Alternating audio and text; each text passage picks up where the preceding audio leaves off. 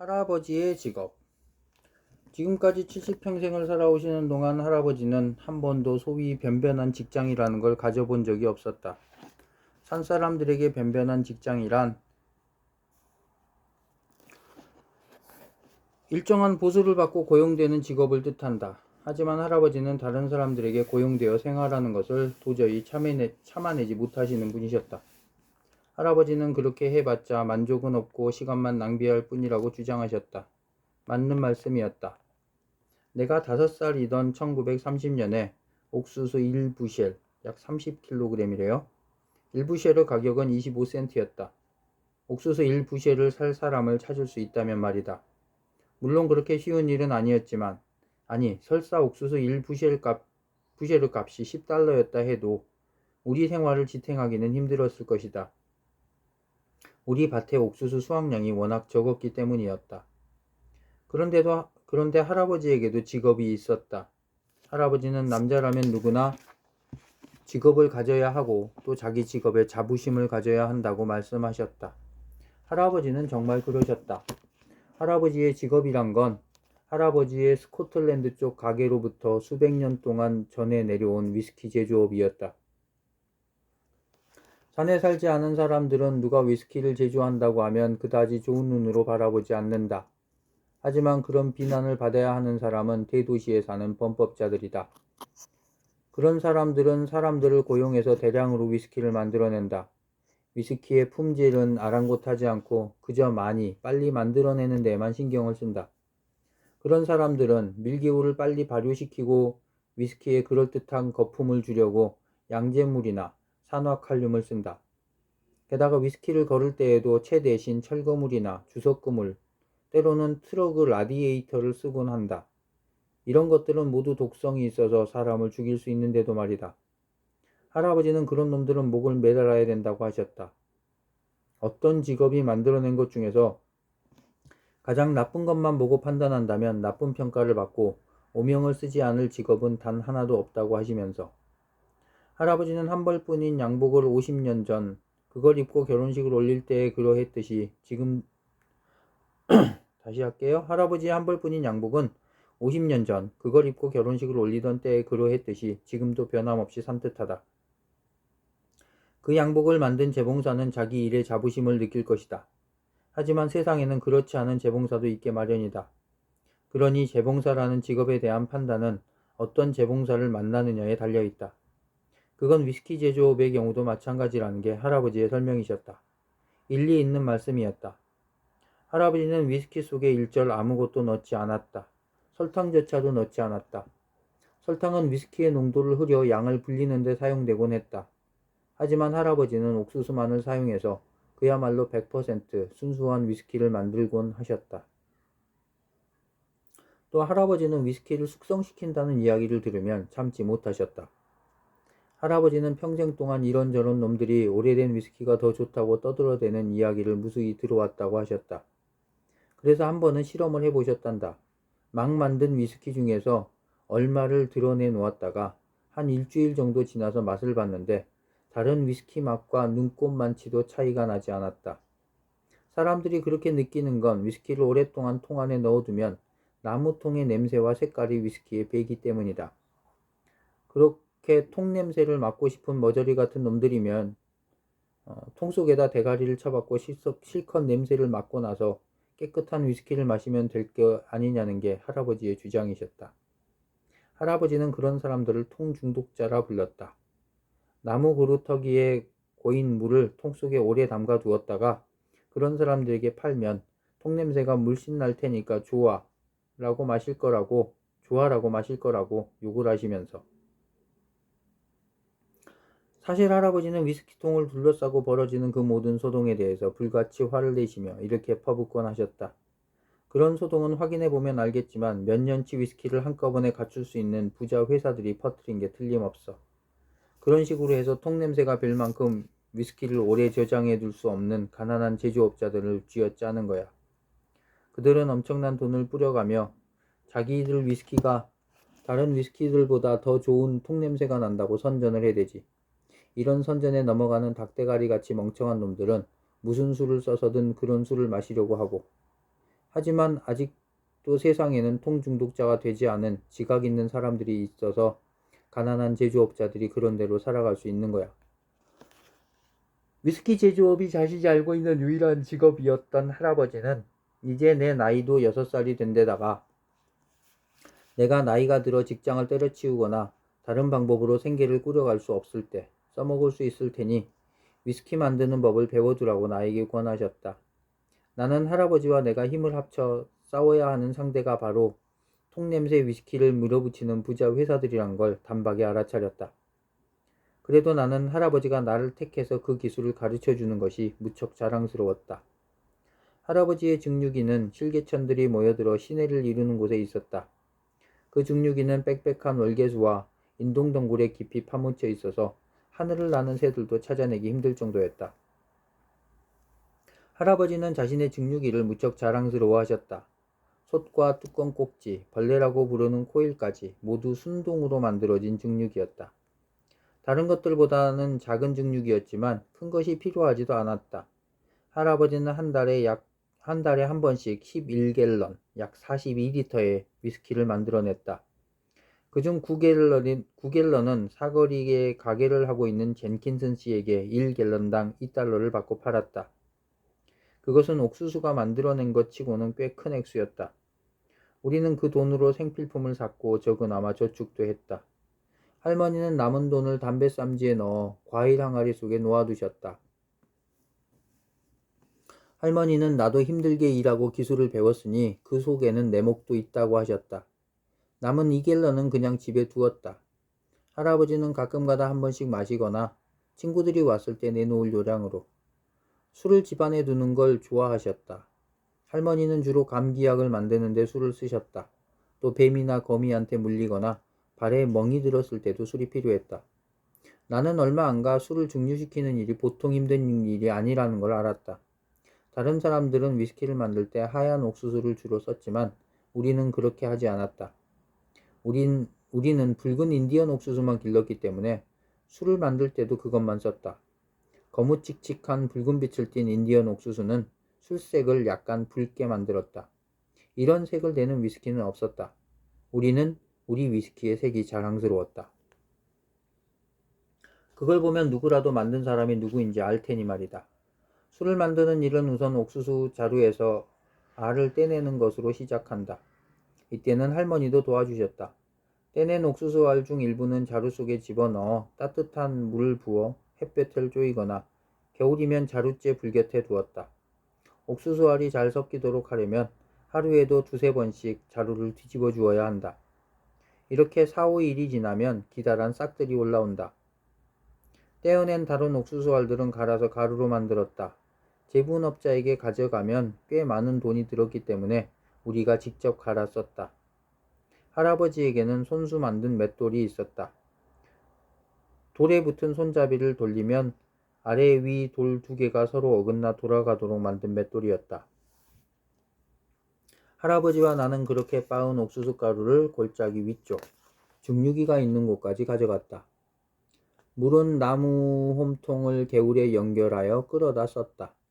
가마솥에다 3분의3 정도가 되도록 물을 채우고 나면 빻은 가루를 가마솥에 붓고 솥에 불을 지폈다. 땔감으로는 연기가 안 나는 숯을 썼다. 할아버지는 무슨 나무를 쓰든 상관없지만 굳이 발갈대 위험을 무릅쓰는 건 무모한 일이 아니겠냐고 하셨다. 옳은 말씀이었다. 할아버지는 가마솥 옆에 그루터기 위에다 상자를 놓고 그 위에 나를 올려주셨다. 나는 그 상자 위에 서서 옥수수 가루 푼 물이 익을 때까지 휘저었다. 그렇게 해도 가마 높이가 내 키보다 더 커서 가마솥 안을 넘겨볼 수는 없었기 때문에 한 번도 내가 과연 잘 젓고 있는 것인지 알 수가 없었다. 하지만 할아버지는 내가 잘하고 있다고 칭찬하시면서 늦지 않게 계속 저으라고 하셨다. 너무 많이 저어서 팔이 떨어져 나갈 만큼 아픈데도 말이다. 옥수수가루 푼 물이 익어서 죽처럼 되면 우리는 가마솥 바닥에 설치한 비스듬한 관으로 그것을 빼내 통 속으로 옮겼다. 그러고 나면 싹 틔운 옥수수알을 함께 통 속에 붓고 발효가 될 때까지 뚜껑을 덮어두었다. 발효가 다 되려면 4~5일 정도가 걸린다. 그동안 날마다 한 번씩 그곳에 가서 저어주어야 했다. 할아버지는 이렇게 하는 걸 익힌다고 하셨다. 4, 5일이 지나면 옥수수 죽 위에 단단한 막이 만들어지는데 우리는 그 막을 부수어 증류할 준비를 갖추었다. 할아버지는 큰 물통, 나는 작은 물통을 가지고 통에 든 맥주. 할아버지는 옥수수 막 아래에 있던 발효액을 맥주라고 부르셨다. 맥주를 퍼내 가마솥에다 부었다. 그런 다음 할아버지는 가마솥 뚜껑을 덮고 가마솥에 불을 지폈다. 그러면 맥주가 끓어오르면서 솟아오른 증기가 뚜껑에 붙은 관을 지나 지렁이관, 즉 나선형 구리관 속으로 들어간다. 증기를 다시 액체로 바꾸려면 지렁이관이 든 통을 계속 식혀야 했다. 그래서 우리는 그 통을 차가운 시냇물이 흐르도록 만든 물길 가운데다 놓아두었다. 지렁이관을 나온 액체가 통 바닥에 고이면 그 액체 위에다 히코리나무로 만든 숯을 띄워 몸에 안 좋은 기름 성분을 빨아들이게 했다. 이 일을 모두 마치고 나면 꽤 많은 위스키가 생길 줄 알겠지만 실제로 우리 손에 들어오는 위스키는 겨우 2갤런 정도밖에 되지 않는다. 우리는 그 2갤런을 옆으로 치워놓고 증기로 바뀌지 않고 가마솥에 그대로 남아있는 술찌개미에서 물기를 짜냈다. 그리고 난 다음 그릇 전부를 깨끗이 씻어야 한다. 걸러낸 2갤런을 할아버지는 진국이라고 불렀는데 알코올 농도로 200도가 넘을 것이라고 했다. 우리는 이 진국과 찌개미 걸러낸 액체를 한꺼번에 가마솥에 넣고 다시 한번 불을 지폈다. 물을 약간 더 붓는 것 말고는 아까와 똑같은 과정이 되풀이된다. 이렇게 하면 이번에는 11갤런의 위스키가 나온다. 앞에서도 말했지만 위스키를 만드는 건 아주 힘든 일이다. 나로서는 사람들이 어째서 위스키 만드는 일을 게으르고 일확천금을 노리는 놈들이라 하는 짓이라고 하는지 이해할 수가 없다. 아마 틀림없이 한 번도 위스키를 만들어 보지 않은 사람들이 하는 이야기일 것이다. 할아버지는 정말 솜씨가 좋으셨다. 위스키 만드는 법은 무척 까다로워서 질 좋은 위스키를 만들어낼 가능성보다 실패할 가능성이 항상 더 컸다. 불이 너무 세도 안 되고 너무 오래 익혀도 식초 냄새가 난다. 거꾸로 덜 익히면 술의 농도가 약해진다. 발효 거품을 읽을 줄도 알아야 한다. 그걸 보고 판단해야 하는 것이다. 나는 할아버지가 왜 그렇게 자기 일에 자부심을 갖는지 이해할 수 있을 것 같았다. 그래서 나도 그 기술을 배우려고 애썼다. 내가 할 수 있는 일들을 도와드리노라면 할아버지는 내가 오기 전까지 혼자서 어떻게 해왔는지 도저히 믿기지 않는다고 말씀하시곤 했다. 증류가 끝난 후 할아버지가 나를 안아올려 가마솥 안에 넣어주면 가마솥을 푹푹 문질러 씻는 것도 내 일이었다. 가마솥 안은 뜨거웠기 때문에 나는 그 일을 최대한 빨리 해치우지 않으면 안 됐다. 숯을 나르고 솥 안에 옥수수 가루를 붓고 섞는 일도 내 몫이었다. 할아버지나 나나 눈코 뜰 새 없이 바빴다. 우리가 증류기에서 일하는 동안 할머니는 개들을 데리고 집에 있다가 누가 산으로 올라오는 눈치가 있으면 블루보이를 풀어서 우리가 있는 곳으로 올려보내곤 하셨다. 블루보이가 우리 냄새를 찾아서 증류기 있는 곳까지 오면 우리는 누가 산으로 올라오고 있다는 걸 알게 된다. 처음엔 블루보이가 아니라 리핏을 전용으로 썼는데 어느 날인가부터 리핏이 남은 술찌개미를 먹고 취하기 시작하더라고 한다. 그 후 리핏은 산으로 올라올 때마다 버릇처럼 취했고 나중엔 거의 만석적인 알코올 중독 상태가 되었다. 결국 할아버지는 리핏에게 그 일을 그만두게 하고 모두한테 시켰다. 하지만 그게도 같은 꼴이었다. 그래서 다시 바꾼 개가 블루보이였다고 한다. 산에서 위스키를 만드는 사람이 알아둬야 할 일은 이외에도 많다. 증류를 끝내고 나면 신경 써서 주변을 말끔히 치우는 것이 무엇보다 중요한 일이다. 그렇게 하지 않으면 신냄새가 주변을 진동한다.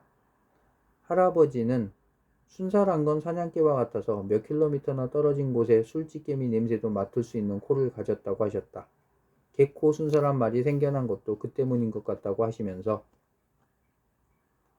또 할아버지는 조사해 볼 수 있으면 밝혀지겠지만 그런 사람들은 왕이나 귀족들 밑에서 사냥개처럼 다른 사람들 뒷조사를 하고 다니던 집안 출신인 게 틀림없다. 내가 그 사람들을 만날 기회가 있으면 알게 되겠지만 그런 사람들한테는 뭔가 독특한 냄새가 나기 때문에 산 사람들 중에는 그 사람들 그 사람들이 가까이 오면 금방 알아차릴 수 있는 사람도 있다고 하셨다. 물통을 가마솥에 부딪히지 않는 것도 중요한 주의사항 중 하나였다. 산속에서 물통과 가마솥이 부딪히는 소리는 심리 밖에서도 들리게 마련이다. 이 때문에 나는 익숙해지기 전까지 온 신경을 곤두세운 채 일했다. 통 안에 술집게미를 물통으로 퍼내 가마솥에 부을 때마다 키가 작은 나는 나무 그루터기와 상자 위에 올라서는 것으로도 모자라 솥 쪽으로 몸을 기울여야 했다. 그런 만큼 가마솥에 통을 부딪힐 확률이 컸다. 하지만 얼마 가지 않아 실력이 늘었는지 한 번도 물통에 부딪히지 않고 일할 수 있게 되었다. 또 산속에서는 노래를 부르거나 휘파람을 불어서는 안 된다. 하지만 이야기를 나누는 건 상관없다. 사실 산속에서는 보통 말소리라도 멀리까지 들리는 법이다. 하지만 체로키는 알지만 다른 사람들은 잘 모르는 사실의 하나로 사람들이 말하는 톤 중에서 그 소리가 멀리 퍼졌을 때 산의 소리, 즉 나무나 덤불 사이에 있는 바람 소리나 졸졸 흐르는 물소리처럼 들리는 소리들이 있다. 할아버지와 나는 이 톤으로 이야기를 나누곤 했다. 또 우리는 일하는 동안 새소리를 주위에서 들었다.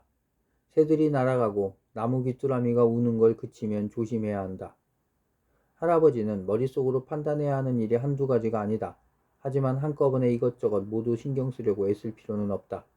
얼마 안 있으면 자연스럽게 몸에 뵐 것이라고 하셨다. 사실 나중에 가서는 그 말대로 되었다. 할아버지는 자신이 만든 위스키마다 병 뚜껑을 긁어서 표시를 했다. 일종의 상표였다. 할아버지의 상표는 도끼 모양이었다. 이 근방 산에 있는 다른 사람들은 아무도 이 표식을 쓰지 않았다. 그들에게도 각자 자기 나름의 상표가 있었다. 할아버지는 그 도끼 상표를 언젠간 나한테 물려주겠나라고 하셨다. 할아버지도 증조 할아버지한테 그 상표를 물려받았던 것이다. 젠킨슨 씨네 가게에는 도끼 상표가 그려진 할아버지의 위스키 외에 다른 것을 사지 않으려는 손님들도 있었다. 할아버지는 내가 이미 할아버지와 동업자이기 때문에 그 상표의 반은 지금도 내 것이라고 하셨다. 내 것이라고 할 만한 무언가를 가져보기는 그때가 처음이었다. 그래서 나는 우리 상표가 무척 자랑스러웠다. 할아버지가 그러셨던 것처럼 나도 우리 상표를 욕되게 할 나쁜 위스키는 절대로 만들지 않기로 결심했다. 사실 우리는 한 번도 그런 적이 없었다. 그런데 내 평생에서 가장 무서웠던 일이 위스키를 만드는 동안 일어났다. 그때는 봄이 막 시작되려고 하는 늦겨울이었다. 마지막 증류 작업도 끝내고 우리는 위스키를 넣은 반갤런짜리 병들을 봉해 자루 속에 담고 있었다. 병이 부딪혀 깨지지 않도록 나뭇잎들도 함께 자루 속에 넣었다. 할아버지는 위스키병이 가득 든 커다란 자루 2개를 한꺼번에 옮기곤 하셨다. 나는 반갤런짜리 병 3개가 든 작은 자루를 맡았다. 나중에는 병 4개까지 옮길 수 있게 되었지만 그 당시에는 아직 3개밖에는 옮기지 못했다. 그래도 나한텐 꽤 큰 짐이어서 산길을 내려가는 동안 몇 번이나 내려놓고 한참씩 쉬었다 가곤 했다. 할아버지도 그렇게 하셨다. 병을 자루에 넣는 걸 막 끝냈을 때 할아버지의 나지막한 비명소리가 들렸다. 빌어먹을 블루보이잖아. 맙소사. 블루보이가 증류기 옆에서 혀를 늘어뜨리고 앉아 있었다. 무엇보다도 우리를 당황하게 만든 건 그 개가 언제부터 그렇게 앉아 있었는지 모른다는 점이다. 그 개는 산 위로 올라오면 절대로 짖지 않고 그렇게 엎드려 있곤 했다. 나도 빌어먹으리라고 중얼거렸다. 앞에서 말했지만 할아버지와 나는 근처에 할머니가 안 계시면 심심찮게 욕을 하곤 했다. 할아버지는 벌써 귀를 세우고 계셨다. 모든 소리가 그대로였다. 새들은 아직도 날아가지 않고 나무에 그대로 앉아 있었다. 할아버지가 말씀하셨다. 너는 네 자루를 갖고 먼저 산으로 내려가거라. 가다가 누가 보이면 그 사람들이 지나갈 때까지 풀숲에 숨어 있도록 해라. 나는 그 사이에 증류기를 씻어 숨겨놓고 산 반대편으로 내려갈 테니 헛간에서 만나기로 하자. 나는 자루를 움켜쥐고 재빨리 어깨에다 둘러맸다. 어찌나 셋하게 휘둘렀던지 뒤로 휘청 자빠질 뻔했지만 간신히 중심을 잡고 서둘러 칼길 위로 올라섰다. 겁이 났다. 하지만 이럴 수밖에 없다는 걸 알고 있었다. 무엇보다도 증류기가 우선이었으니까. 평지에 사는 사람들은 아마 결코 이해하지 못할 것이다. 증류기를 두들겨 부수는 게 산 사람들에게 어떤 의미를 갖는지. 그것은 시카고 사람들에게 시카고 전체가 불타는 것과 같은 최악의 사태였다. 할아버지의 증류기는 증조 할아버지에게서 물려받은 것이다. 게다가 지금 할아버지 나이로 새 것을 산다는 건 절대로 불가능하다. 그것이 부서지면 할아버지와 내가 직업을 잃게 될 뿐 아니라 우리 식구 모두가 먹고 살 길이 막연해질 것이다. 일부 쉘에 25센트 하는 옥수수만으로는 도저히 생계를 꾸려갈 수가 없다. 우리는 그렇지도 못했지만 설사 팔 옥수수가 수북히 쌓여 있고 그것을 팔 수 있다 하더라도 말이다. 증류기를 감추는 게 얼마나 절박한 일인지 굳이 설명할 필요도 없었다. 그래서 나는 두 말 않고 먼저 산을 내려갔다.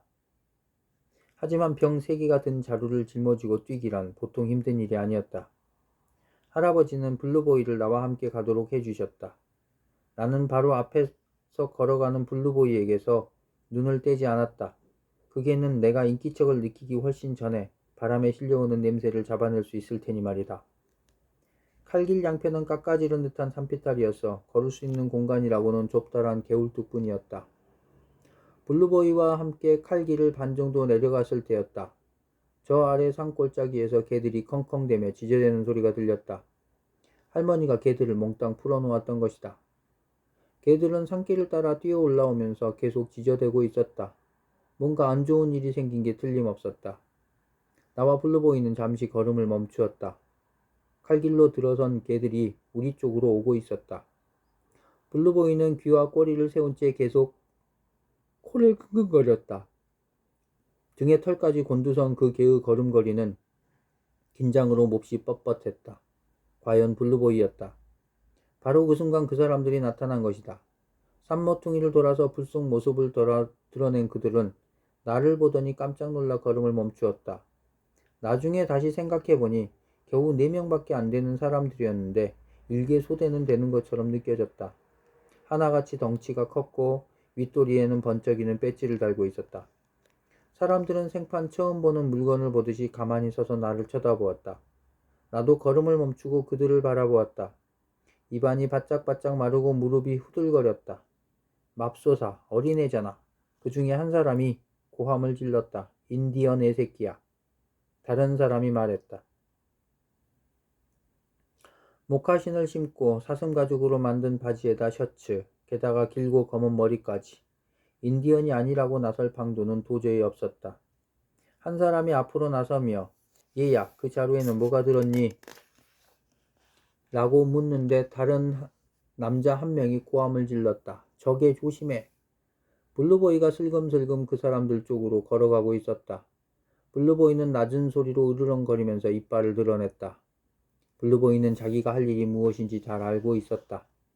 그 사람들이 조심조심 내 쪽으로 걸어오기 시작했다.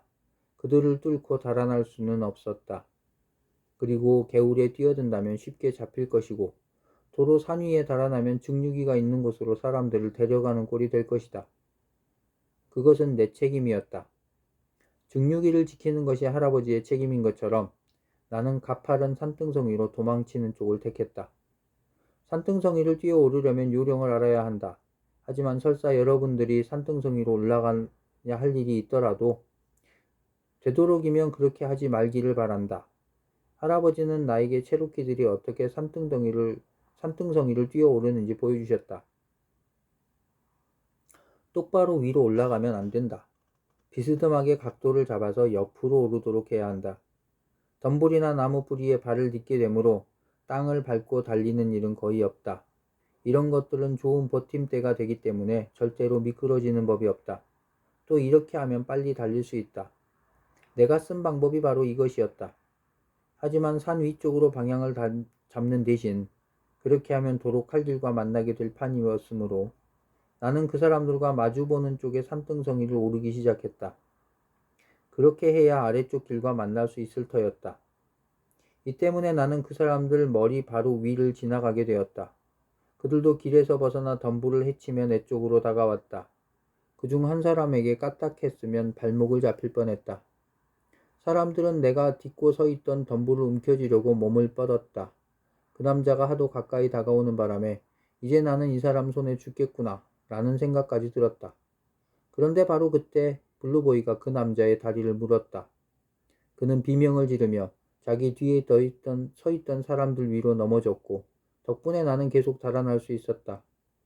블루보이의 으르렁거리는 소리가 등 뒤에서 들려왔다.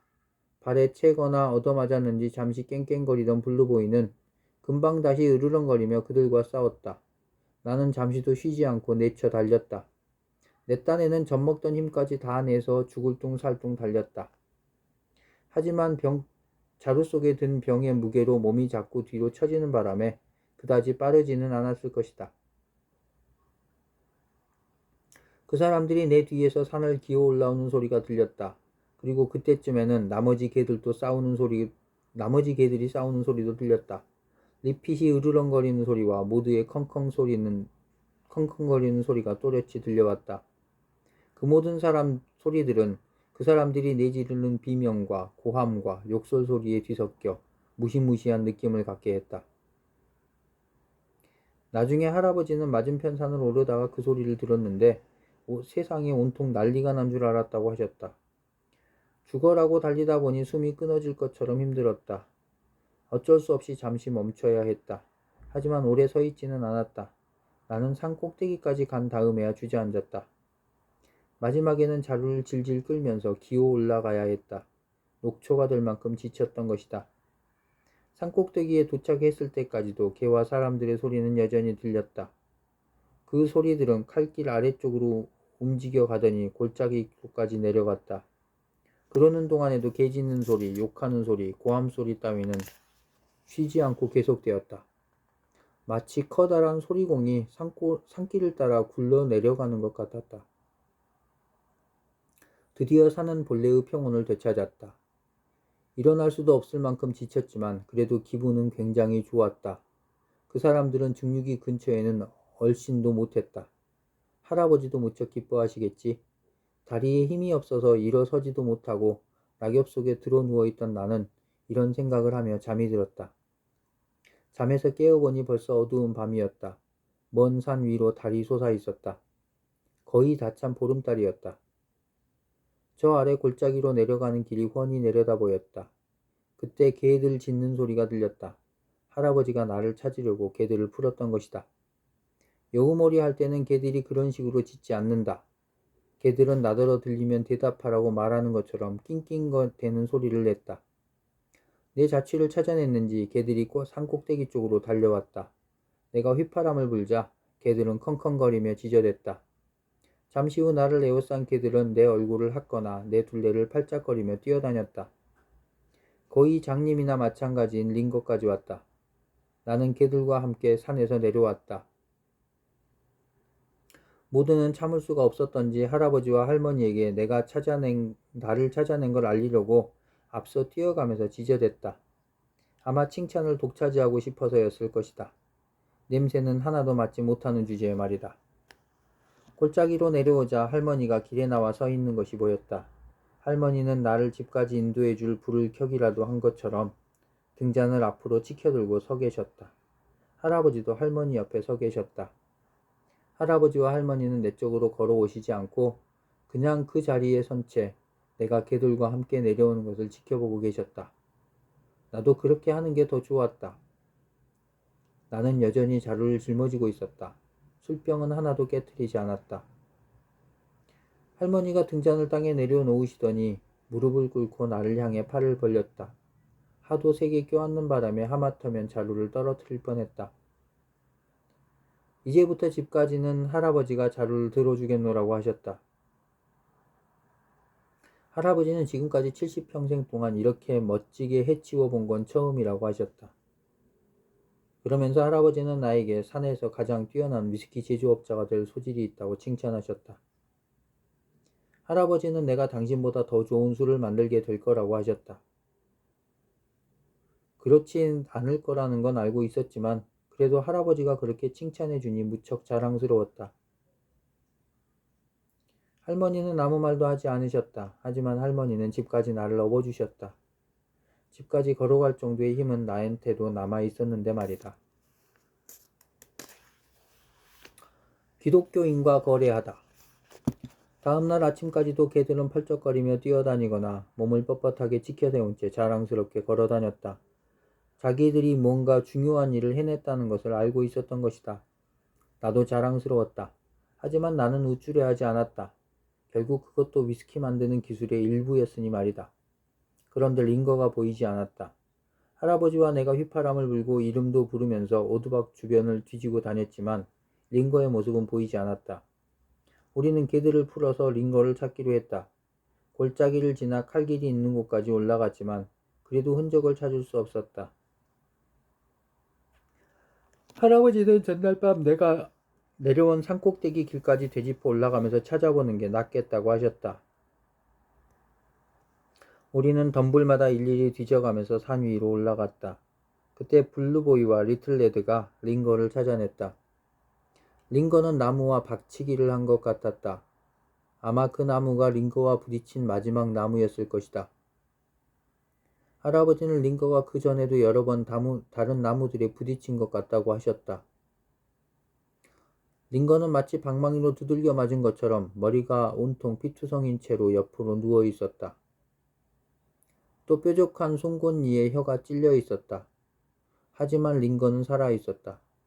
할아버지는 링거를 안고 산을 내려왔다. 우리는 개울가에서 링거의 얼굴에 묻은 피를 씻어내고 혀도 이에서 빼냈다. 링거의 얼굴에 난 털은 회색이었다. 나를 찾아 산꼭대기까지 올라오기에는 링거는 너무 늙었던 것이다. 우리는 개울 옆에 그를 뉘었다. 그러자 잠시 후 링거가 눈을 떴다.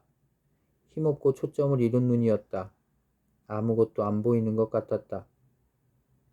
나는 몸을 숙여 링거의 얼굴에 대고 나를 찾으러 와줘서 고맙다. 그리고 미안하다는 말을 했다. 링거가 내 얼굴을 핥았다.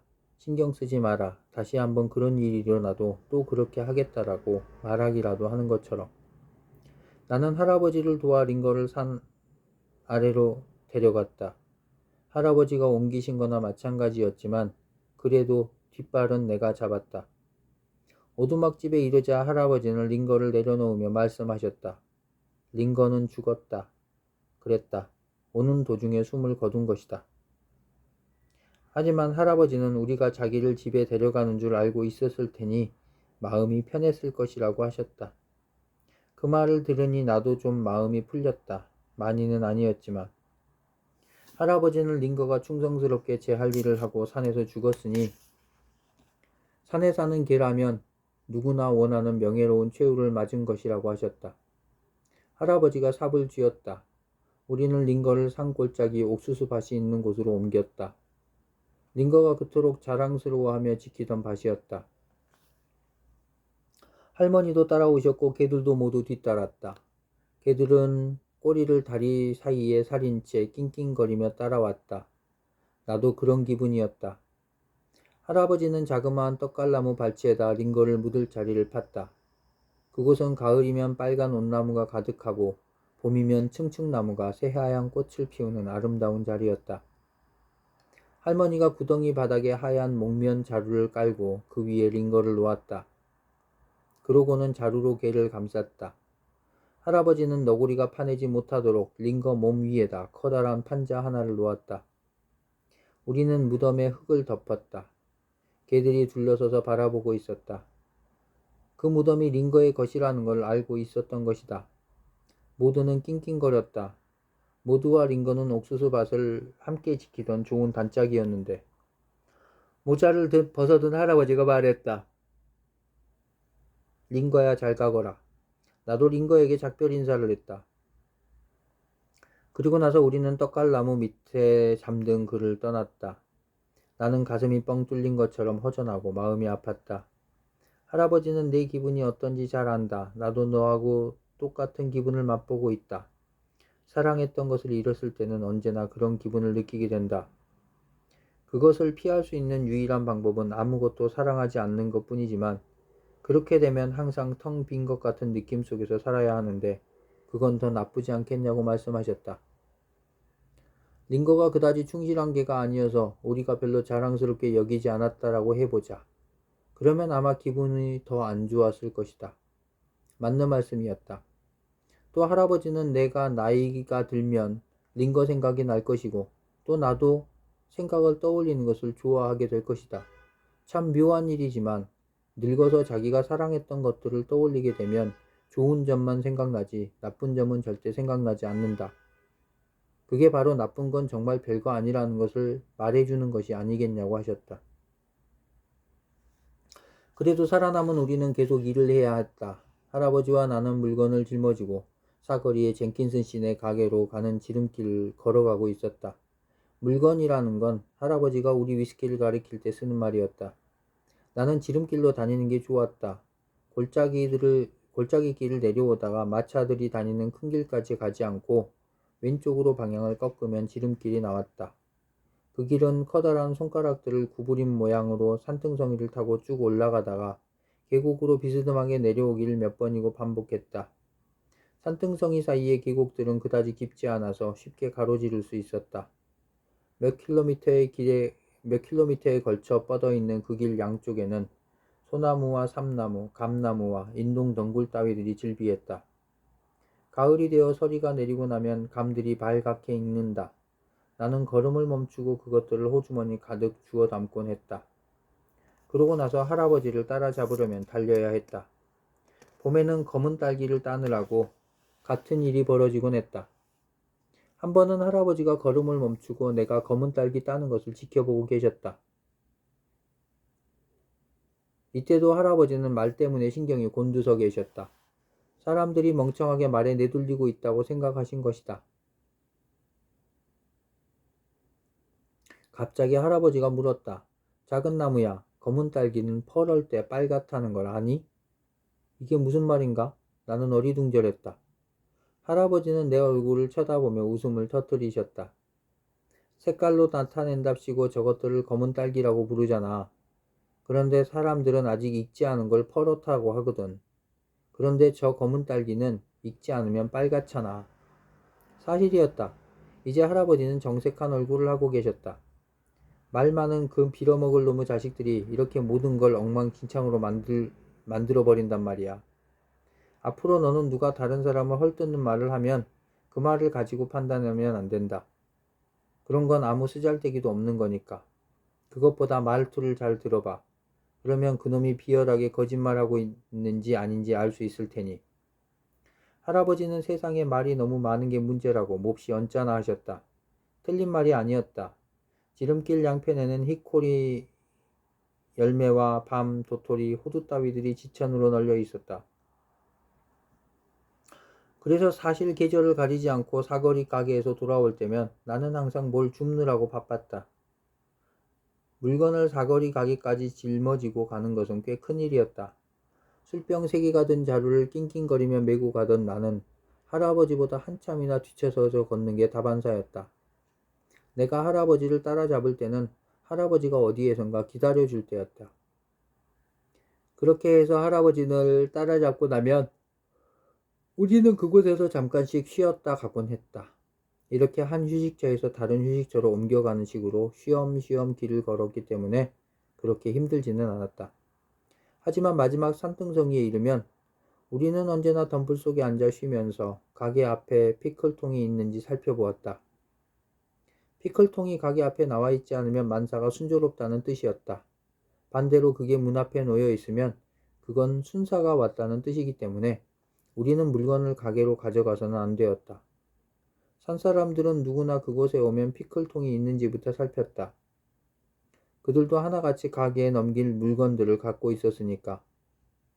나는 가게 앞에 피클통이 있는 걸 한 번도 본 적이 없지만 그게 있는지 없는지 살피는 일을 게을리하지는 않았다. 위스키 제조업이라는 게 보통 복잡한 직업이 아니라는 건 진작부터 느끼고 있던 터였다. 하지만 많고 적고의 정도의 차이는 있겠지만 이 세상에 복잡하지 않은 직업이 없다는 게 할아버지의 설명이셨다. 치과 의사라는 직업을 생각해봐라. 허구한 날 다른 사람 입속을 들여다봐야 하는 그 직업이 오죽하겠느냐. 아마 완전히 돌고 말 것이다. 그에 비하면 아무리 복잡해도 위스키 제조업 쪽이 사내라면 한번 해볼 만한 직업이 아니겠냐고 하시면서. 옳은 말씀이었다. 나는 젠킨슨 씨가 좋았다. 그는 덩치가 크고 뚱뚱했으며 항상 멜빵 바지를 입고 있었다. 턱에는 멜빵 바지에 단추에 있는 데까지 늘어지는 멋진 허연 수염을 달고 있었지만 머리에는 머리털이 거의 없었다. 그 머리는 소나무 옹이처럼 윤이 났다. 젠킨슨 씨네 가게에는 없는 게 없었다. 선반 위에는 셔츠와 멜빵 바지, 신발 상자들이 놓여 있었고 비스킷이 가득 든 통들도 있었다. 카운터에는 커다란 치즈 덩어리도 있었다. 또 카운터 위에는 칸을 질러 사탕을 가득 넣어둔 유리 상자도 있었다. 그 안에는 온갖 종류의 사탕들이 들어있었다. 도저히 다 팔 수 있을 것 같지 않았다. 다른 사람들이 사탕 먹는 걸 본 적은 한 번도 없었지만 그래도 젠킨스 씨가 좀은 팔았을 것이다. 그렇지 않았더라면 그렇게 진열해 놓지도 않았을 테니까. 우리가 물건을 가져가면 젠킨슨 씨는 내게 뗄나무 더미가 있는 곳으로 가서 가게에 있는 커다란 난로에 넣을 장작 한 묶음을 가져다 달라고 부탁하곤 하셨다. 그때마다 나는 그 부탁을 들어주었다. 그러면 그는 줄무늬가 그려진 커다란 막대 사탕을 나에게 내밀곤 했다. 하지만 겨우 장작 한 묶음 가져다 준 걸로 그런 걸 받는 건 옳지 않았다. 그 정도 일은 쉽게 해낼 수 있는 일이었으니까. 그러면 젠킨스 씨는 그 막대 사탕을 유리 상자 속에 넣어두고 오래오래 돼서 치워버리려고 했던 사탕을 찾아냈다. 그 막대 사탕을 유리 상자 속에 넣어두고 오래오래 돼서 치워버리려고 했던 사탕을 찾아냈다. 이번에는 할아버지도 젠킨스 씨가 그걸 버리려 하던 걸 알고 있었다. 그 정도면 내가 받아도 괜찮겠다고 하셨다. 그냥 버리면 아무한테도 도움이 안 된다고 하시면서. 그래서 나는 그 사탕을 받았다. 젠킨스 씨는 우리가 갈 때마다 또 다른 오래된 사탕을 찾아내곤 하셨다. 그래서 나는 젠킨스 씨네 가게의 오래된 사탕은 거의 다 내가 먹어치우는 게 아닐까 하는 생각이 들었다. 젠킨스 씨는 내가 자신을 아주 많이 도와주고 있다고 하셨다. 내가 50센트를 사기당한 것도 이 사거리 가게에서였다. 내가 그 50센트를 모으는데 정말 오랜 시간이 걸렸다. 물건을 넘겨주고 돈을 받으면 할머니는 그때마다 5센트나 10센트를 내 것으로 따로 챙겨 항아리 속에 넣어두셨다. 그건 일을 한 대가로 받은 내 몫이었다. 사거리 가게로 갈 때면 나는 그 동전들을 몽땅 호주머니에 넣어서 가져가기를 좋아했다. 하지만 쓴 적은 한 번도 없었다. 집에 돌아오면 그 돈들은 다시 얌전히 항아리 속으로 들어가곤 했다.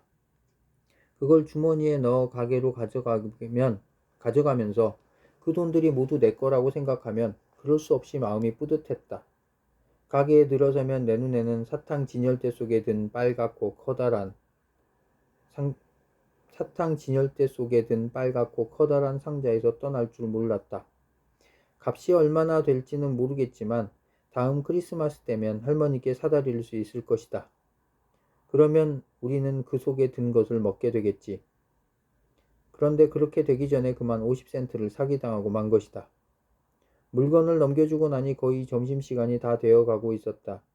해가 머리 꼭대기에서 내리쬐고 있어 할아버지와 나는 가게 벽에다 등을 대고 가게 차양 밑에 쭈그리고 앉아 쉬고 있었다. 할아버지는 젠킨슨 씨네 가게에서 할머니에게 줄 설탕 약관과 오렌지 3개를 샀다. 사실 나도 그랬지만 오렌지는 할머니가 무척 좋아하셨다. 할아버지가 3개를 산 걸로 봐서 그중 하나는 내가 먹게 될 것이라는 걸 알았다. 나는 막대사탕을 열심히 빨아먹고 있었다. 사람들이 삼삼오오 짝을 지어 가게로 몰려들기 시작했다. 정치가가 와서 연설을 할 거라고 했다.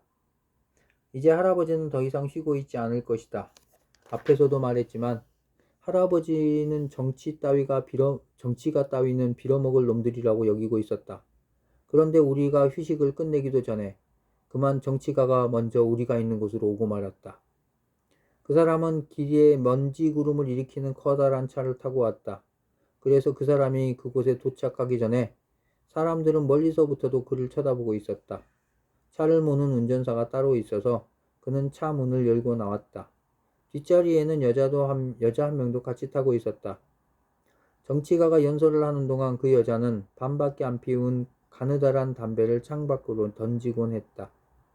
할아버지는 저런 담배는 미리 종이에 말려서 나오는 기성복 같은 담배로 자기 담배를 마는 것도 귀찮아하는 게으른 부자들이 피우는 것이라고 하셨다. 그 정치가는 차에서 내리자 사람들과 일일이 악수를 나누었다. 하지만 할아버지와 내 손만은 잡지 않았다. 할아버지는 우리가 인디언이어서 그랬을 거라고 하셨다. 인디언은 아예 투표를 하지 않으니 정치가들에게는 아무 쓸모없는 존재가 아니겠느냐고 하면서 그럴듯한 설명이었다. 그 사람은 검은 코트와 하얀 셔츠를 입고 목을 이상한 리본으로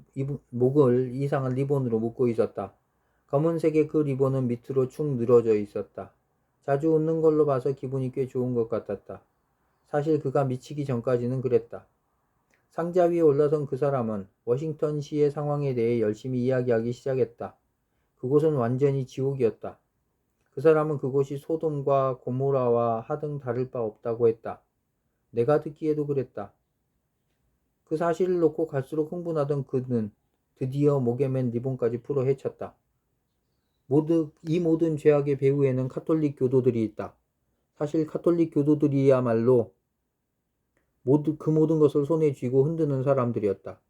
그 사람들은 교황을 백악관에 앉히려고 온갖 수작을 다 부리고 있었다. 카톨릭은 지금까지 있었던 것 중에 가장 썩고 가장 추악한 종교이다. 그 사람들은 성직자라고 하는 남자들과 수녀라고 하는 여자들이 짝짓기를 한다. 그렇게 해서 낳은 애들은 증거를 없애려고 들개에게 던져준다.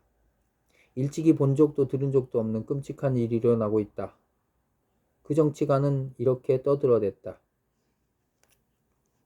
그의 목소리는 점점 커져서 거의 비명에 가까웠다. 워싱턴시에서 벌어지는 끔찍한 상황을 생각하면 그가 그러는 것도 무리가 아니었다. 그 남자는 자기가 그들과 싸우지 않는다면 워싱턴시는 완전히 카톨릭 교도들의 소나기에 들어갈 것이며 우리가 사는 이곳까지 악의 씨를 퍼뜨릴 것이다. 고 했다. 듣기만 해도 정말 오싹한 소리였다. 그렇게 되면 그 사람들은 젊은 여자들은 몽땅 수도원 같은 데 집어넣을 것이고 태어난 아기들은 몽땅 없애버릴 것이다. 카톨릭 교도들을 쓸어버리려면 모두가 힘을 합쳐 그 남자를 워싱턴시로 보내는 것 외에는 달리 방법이 없을 것 같았다. 그는 그렇게 해도 아주 힘든 싸움이 될 것이다. 왜냐하면 카톨릭 교도들은 돈으로 사람들을 매수하기 때문이다. 하지만 자기는 돈 따위는 한 푼도 받지 않는다.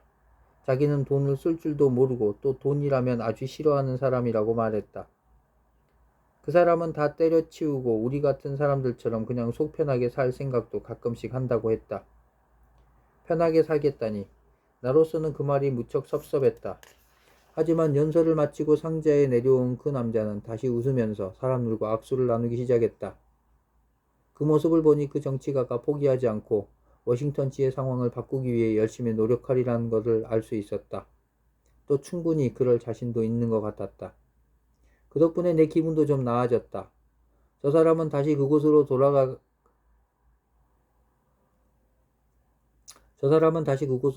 카톨릭 무리들을 싹 휩쓸어 버릴 것이다. 정치가가 사람들과 악수를 하고 이야기를 나누는 동안 한 남자가 조그만 송아지 한 마리를 끌고 사람들이 몰려있는 곳으로 왔다. 그는 그곳에 서서 사람들을 둘러보고 있다가 정치가가 곁을 지나갈 때마다 그와 악수를 나누었다. 송아지는 그 남자 뒤에서 머리를 늘어뜨린 채 엉거주춤 다리를 벌리고 서 있었다. 나는 일어나서 송아지에게로 갔다. 내가 등을 두드려 주었지만 송아지는 머리를 들지 않았다. 그 남자는 커다란 모자 밑으로 나를 내려다보았다. 그 남자는 웃으면서 거의 눈이 보이지 않는 쭉 째진 눈을 갖고 있었다. 그가 웃었다. 얘야, 송아지가 마음에 드니? 예. 나는 송아지한테서 한 발 물러섰다. 내가 송아지를 괴롭힌다고 생각할 수도 있을 테니 말이다. 괜찮아 두드려주렴. 넌 송아지를 괴롭힐 것 같지 않구나. 그 남자는 환하게 웃으며 말했다. 그래서 나는 다시 한번 송아지를 쓰다듬어 주었다. 그 남자는 송아지 등 위로 담뱃진을 찍 하고 뱉어냈다. 난 알 수 있어. 이 송아지는 네가 마음에 들었어. 지금까지 만난 사람들 중에서 최고로. 송아지가 너와 함께 가고 싶어 하는구나. 나로서는 송아지가 정말 그 남자가 말한 대로 하고 싶어 하는지 알 수 없었다. 하지만 이건 저 사람 송아지니 저 남자는 잘 알 것이다. 그 사람이 내 앞에 무릎을 꿇고 앉았다. 너 돈 가진 것 있니? 예, 50센트요. 그 남자는 얼굴을 찡그렸다. 그걸 보자 나는 그게 별로 큰 돈이 아니라는 걸 알았다. 나는 가진 게 그뿐이라서 미안했다. 잠시 후 그는 다시 웃음을 띠고 말했다. 여기 있는 이 송아지는 그것보다 100배는 더 비싼 거야. 나도 송아지에게 그만한 값어치가 있다는 건 금방 알 수 있었다. 예, 저도 송아지를 사려는 생각은 안 했어요. 그 남자가 다시 인상을 찡그렸다. 말이지. 나는 기독교도야. 그래서 말인데 여기 있는 이 송아지가 아무리 비싼 거라 해도 네가 저놈을 가져가야 할 것 같은 생각이 드는구나. 송아지를 내가 갖는 방법이 없을까? 그 남자는 잠시 이 문제에 대해 생각했다. 그 사람은 이 송아지와 헤어지는 게 무척 마음이 아픈 것 같았다. 아니에요, 아저씨. 나는 송아지를 데려갈 생각이 조금도 없어요. 내가 이렇게 말했지만 그 사람은 손을 들어 내 말을 가로막았다. 그는 한숨을 쉬었다. 얘야, 나는 50센트만 받고 저 송아지를 너에게 주겠다. 그게 기독교도로서 해야 할 일이라고 생각하거든. 그리고 아니야.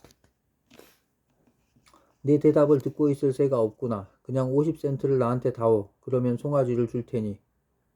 그 사람이 하도 일사천리식으로 일을 진행하는 바람에 나로서는 말릴 재감이 없었다. 나는 주머니에 있던 동전을 몽땅 꺼내 그 사람에게 건네주었다. 그 사람은 송아지 목을 맨 줄을 나에게 넘겨준 다음 잽싸게 가버렸다. 어느 길로 갔는지도 모를 정도로 잽싸게. 하지만 나는 내 송아지가 자랑스러웠다. 비록 그 사람한테 좀 손해를 입히긴 했지만 그래도 그 사람은 자기 입으로 말했듯이 기독교도니까 다소 손해를 보더라도 괜찮을 것이다. 나는 송아지를 끌고 할아버지가 앉아 계신 곳으로 갔다. 할아버지에게 송아지를 보여드렸다. 그런데 할아버지는 내 송아지에 대해 나만큼 자랑스럽지 않으신 것 같았다. 아마 할아버지 송아지가 아니고 내 송아지라서 그런가 보다. 라는 생각이 들었다. 그래서 나는 할아버지에게 우린 위스키 제조업에서도 동업자나 다름없으니 송아지의 반도 할아버지의 것이라고 말씀드렸다. 그래도 할아버지는 조금도 달갑지 않으신지 뭐라고 툴툴거리기만 하셨다. 정치가 둘레에 모여있던 사람들이 흩어지고 있었다. 정도의 차이는 있었지만 모두들 그 정치가를 한시바삐 워싱턴시로 보내서 카톨릭 교도들과 싸우게 하는 게 좋겠다고 생각하는 얼굴들이었다. 정치가가 종이를 나누어 주었다. 나는 직접 받지는 못했지만 땅에 떨어진 것을 주워서 보았다. 종이에는 그 사람의 사진이 실려 있었다. 워싱턴시에서는 아무 일도 일어나지 않는 듯 웃고 있는 사진이. 사진 속의 정치가는 정말 젊어 보였다. 우리도 집으로 갈 채비를 하자는 듯 할아버지가 자리에서 일어나셨다. 나는 정치가의 사진을 주머니에 집어넣고 내 송아지를 끌면서 할아버지 뒤를 따라갔다. 그런데 걷기가 굉장히 힘들었다. 송아지가 좀태 걸으려 하질 않았던 것이다. 송아지는 엉거주춤 비틀비틀하면서 간신히 걸음을 옮겼다. 나는 있는 힘을 다해 줄을 당겼다. 너무 세게 당겨서 송아지가 쓰러질까봐 겁이 날 정도로. 이제 나는 송아지가 과연 우리 집까지 무사히 갈 수 있을지 걱정이 되기 시작했다. 아픈 건지도 몰라. 그래도 내가 산 것보다 100배는 더 비싼 송아지일 거야. 첫 번째 능선 꼭대기까지 간신히 올라가 보지니 할아버지는 벌써 저 아래쪽 골짜기를 가로질러 건너고 계셨다. 이대로 가다간 완전히 뒤처지고 말 것이다. 나는 큰 소리로 고함을 질렀다. 할아버지, 카톨릭 교도를 본 적이 있으세요? 할아버지는 걸음을 멈추셨다. 나는 송아지를 더 세게 잡아 끌면서 걸음을 재촉했다. 할아버지는 송아지와 내가 다가갈 때까지 기다려주셨다. 개척촌에서 한번 본 적이 있어. 딱 한 사람. 할아버지가 말씀하셨다. 드디어 할아버지를 따라잡은 송아지와 나는 헥헥거리며 숨을 가다듬었다. 그 사람은 특별히 추잡해 보이지는 않던데 좀 곤란한 상황에 빠진 것처럼 보이긴 했지만 칼라는 엉망으로 구겨지고 곤드레만드레 취해서 정신을 차리지 못하고 있었거든. 하지만 아주 순한 얼굴이었어. 할아버지는 돌멩이 위에 걸터앉아 눈썹을 찡그리며 그 당시의 일을 더듬으셨다. 잘 됐구나 싶었다. 내 송아지는 할아버지 앞에 앞다리를 엉거주춤 벌리고 서서 괴로운 듯이 숨을 몰아쉬고 있었다. 다시 할아버지가 입을 열었다. 그런데 말이야, 네가 칼을 쥐고 한나절 내내 그 정치관 놈 뱃속을 뒤져봐라. 눈꼽만큼이라도 진실을 찾을 수 있나. 너도 들었지? 아무리 들어봐도 그 후레 자식은 위스키세라든지 옥수수값이라든지 그 비슷한 것들 이야기는 단 한마디도 하지 않았다. 맞는 말씀이셨다. 나는 할아버지에게 그 후레 자식이 그런 것에 대해서는 한마디도 하지 않는다는 걸 나도 알고 있었노라고 맞장구 쳤다. 그랬더니 할아버지는 후레 자식이라는 말은 새 욕설이니까 할머니 계실 때는 절대로 써서는 안 된다고 주의를 주고는 그 정치가는 신부들과 수녀들이 정말로 날마다 짝짓기를 하는지에 대해서도 한마디도 하지 않았으며 숫사슴과 암사슴이 얼마나 자주 짝짓기를 하는지에 대해서도 신경 쓰지 않았다. 게다가 어쨌든 짝짓기는 그 사람들 일일 거라고 하셨다. 또 할아버지는 갓난애들을 개한테 준다고는 하지만 숫사슴이 자기 새끼를 개한테 주는 일은 절대로 없다. 그건 여자들도 마찬가지다. 그러니까 그 사람은 거짓말을 한 것이라고 하셨다. 맞는 말씀이었다. 그러자 카톨릭 교도들에 대한 나쁜 감정이 좀 걷히기 시작했다. 할아버지는 다시 당신 생각에도 카톨릭 교도들이 권력을 쥐고 흔들려는 건 분명한 것 같다. 하지만 네가 돼지 한 마리를 갖고 있다고 하자. 그것을 도둑맞고 싶지 않아서 10명의 사람들더러 그 돼지를 지키라고 한다면 그 사람들 하나하나가 다 돼지를 훔치려 들 것이 아니겠느냐. 그럴 바에야 차라리 돼지를 자기 집 부엌에 놔두는 게 제일 안전하지 않겠느냐. 워싱턴시에 있는 사람들은 하나같이 심보가 비뚤어진 놈들이라서 서로가 서로를 감시하느라 잠 한숨 못 잘 것이라고 하셨다. 권력을 잡으려는 사람들이 하도 많으니 닭싸움이 끊이지를 않는 거야. 뭐니 해도 워싱턴시의 가장 큰 문제는 너무 많은 정치가들이 그곳에 산다는 게 있어. 또 할아버지는 우리가 설사 비타여파 침례교회에 다닌다라고 하더라도 당신은 비타여파 침례교도들이 권력을 잡는 건 반대한다고 하셨다. 그 교파는 자기네들 종교의식에 쓰이는 약간의 술 빼고는 술 마시는 걸 절대로 금지하기 때문에 나라 안에 있는 모든 술을 깡그리 말려버릴 거야 라고 하시면서 그래서 나는 카톨릭교도 말고도 또 다른 위험이 있다는 것을 알았다. 만일 비타여파가 권력을 잡으면 나와 할아버지는 위스키 만드는 일을 할 수 없게 될 것이고 그러면 우리는 굶어 죽게 될 것이다. 나는 할아버지에게 그 톡냄새 나는 위스키를 만드는 부자들은 권력을 잡으려 하지 않을지 그래서 우리를 함정에 빠뜨려 우리 일거리를 몽땅 빼앗기진 않을지 물어보았다. 틀림없이 그 사람들은 그렇게 하려고 온갖 애를 다 쓰고 있을 것이며 날마다 워싱턴시의 정치가들에게 뇌물을 갖다 바치고 있을 거라는 게 할아버지의 대답이셨다. 할아버지는 한 가지만은 확실하다고 말씀하셨다. 인디언들만은 절대로 권력을 잡으려 하지 않을 것이라는 것.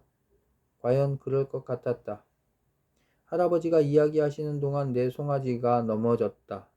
송아지는 옆으로 넘어진 채 그냥 그대로 누워 있었다. 나는 할아버지 옆에 서서 줄을 잡고 있었는데 할아버지가 내 뒤쪽을 가리키며 말씀하셨다. 네 송아지가 죽었구나. 할아버지는 송아지의 바늘 끝까지 당신 걸로 하지 않으셨다. 내가 쪼그리고 앉아서 송아지의 머리를 들어 올려 제 발로 서도록 만들어 보려고 했다. 하지만 송아지는 꼼짝도 하지 않았다. 할아버지가 머리를 흔들었다. 송아지는 죽었단다. 작은 나무야. 뭔가 죽었다는 건 말이야. 그건 죽은 거야. 송아지도 그랬다. 나는 쭈그리고 앉아서 죽은 송아지를 바라보았다. 내가 기억할 수 있는 한 최악의 순간이 눈앞에 닥치고 있었다. 50센트와 빨갛고 파란 사탕장자는 이미 사라졌다. 그런데 이제 내가 준 돈보다 100배는 더 비싼 송아지까지 사라지고 있었다.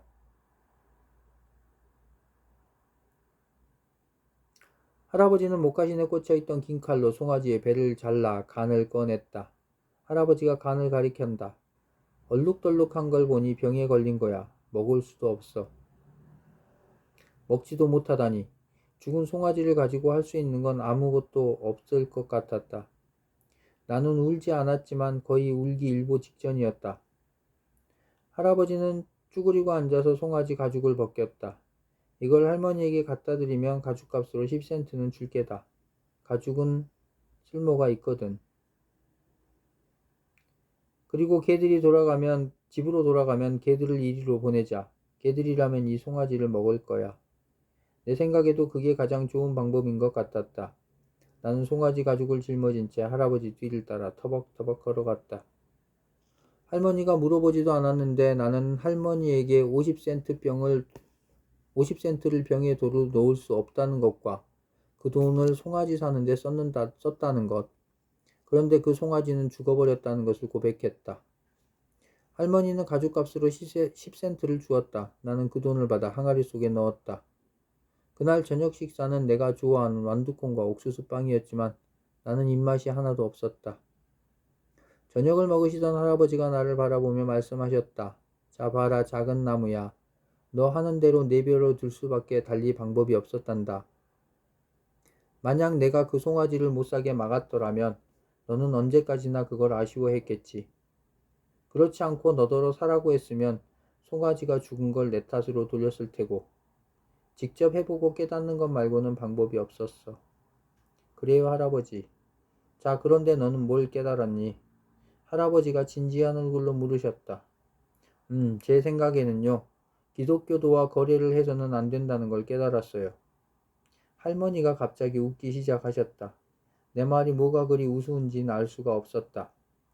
어안이 벙벙해 계시던 할아버지도 할머니와 똑같이 웃기 시작하셨다. 얼마나 심하게 웃으셨는지 옥수수빵이 목에 걸리기까지 하셨다. 나는 내가 깨달은 게 뭔가 재미있는 거라는 건 알겠는데 왜 그런 건지는 알 수가 없었다. 할머니가 웃음을 그치고 말씀하셨다. 작은 나무야, 그러니까 다음부터는 제 입으로 자기가 착하고 좋은 사람이라고 떠벌리는 사람에게는 조심한다는 뜻이겠지? 예, 할머니 그래요. 하지만 확실히 이해되는 건 아무것도 없었다. 50센트를 잃어버렸다는 사실 말고는. 완전히 녹초가 된 나는 저녁 식탁에서 꾸벅꾸벅 졸다가 얼굴을 접시에 박았다. 할머니는 내 얼굴에 묻은 완두콩을 닦아주셨다. 그날 밤 나는 비타여파 침례 교도들과 카톨릭 교도들이 우리 집으로 쳐들어오는 꿈을 꾸었다. 비타여파는 우리 증류기를 두들겨 부수고 카톨릭 교도들은 송아지를 통째로 잡아먹었다. 그 자리에 덩치 큰 기독교도 한 사람이 희죽희죽 웃으면서 서 있었다. 그 사람은 빨갛고 파란 사탕상자를 가지고 있었는데 100배나 더 비싼 것이지만 50센트만 주면 나에게 주겠다고 했다. 하지만 내게는 50센트가 없었다. 그래서 나는 그 사탕상자를 사지 못했다.